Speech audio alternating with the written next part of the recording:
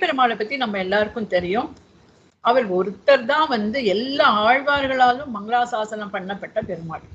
ஆழ்வார்கள் மட்டும் இல்லை, ஆச்சாரியர்கள் அனைவருமே மண்டி கிடந்த திவ்ய தேசம் எதுன்னு கேட்டா திருவரங்கம் தான்.